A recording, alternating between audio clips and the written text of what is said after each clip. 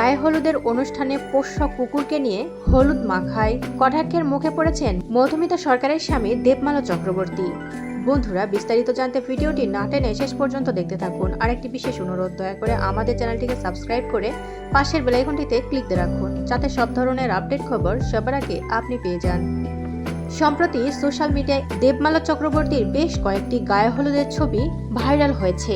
আর সেখানে পোষ্য কুকুরের সাথে গায়ে হলুদ লাগানোই কটাক্ষের মুখে পড়েছেন দেবমালা চক্রবর্তী। ভাইরাল সেই ছবিটিতে দেখা যায় পোষ্য কুকুরকে নিয়েই গায়ে হলুদ মাখছেন মধুমিতা সরকারের স্বামী দেবমালা চক্রবর্তী। আর এই ছবি সোশ্যাল মিডিয়ায় পোস্ট করতে না করতে কমেন্ট বক্সে মন্তব্যের ছড়াছড়ি। কেউ লিখেছেন, শুভ কাজে কুকুর কেন? আরেকজন লিখেছেন, কুকুরের সাথে গায়ে হলুদ করেছে মধুমিতার স্বামী দেবমালা চক্রবর্তী। আর শুধু তাই নয়, আরও একটি ছবিতে দেখা যায় বিয়ে করতে এসেছেন সেই পোষ্য কুকুরকে সাথে নিয়েই। এই দুইটি ছবির কমেন্ট বক্সে গিয়ে দেখা যায় এমন মন্তব্যের ছড়াছড়ি। তবে বাজে মন্তব্য করলেও অনেকেই ভালো মন্তব্য করেছে। কেউ বলেছে সে পোষ্যকে ভালোবাসে, তাই তাকে সাথে নিয়ে হলুদ মেখেছে, এতে দোষের কি আছে। অনেকেই শুভেচ্ছা ও শুভকামনাও জানিয়েছে। প্রসঙ্গত, গত শুক্রবার সরস্বতী পুজোর রাতে দীর্ঘদিনের প্রেমিক দেবমালা চক্রবর্তীর সঙ্গে আইনিভাবে বিবাহ বন্ধনে আবদ্ধ হন মধুমিতা সরকার।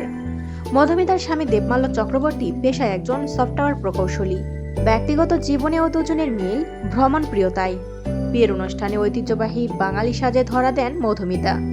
লাল বেনারসি শাড়ি, স্বর্ণের গহনা ও কপালে চন্দনের নকশায় ছিল কনের সাজ। বিয়ের দিনে অনুভূতি জানিয়ে অভিনেত্রী বলেন, পর্দার বিয়ের সঙ্গে বাস্তবের বিয়ের কোনো তুলনাই হয় না, নিজের বিয়েটাই সবচেয়ে বিশেষ। জানা যায় 5 বছরেরও বেশি সময় ধরে প্রেমের সম্পর্কে ছিলেন মধুমিতা দেবমাল্য।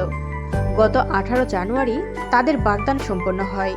সামাজিক মাধ্যমে বাগদানের ছবি প্রকাশ করে মধুমিতা লিখেছেন, শুধুই আমার। উল্লেখ্য, এটি ছিল মধুমিতা সরকারের দ্বিতীয় বিয়ে।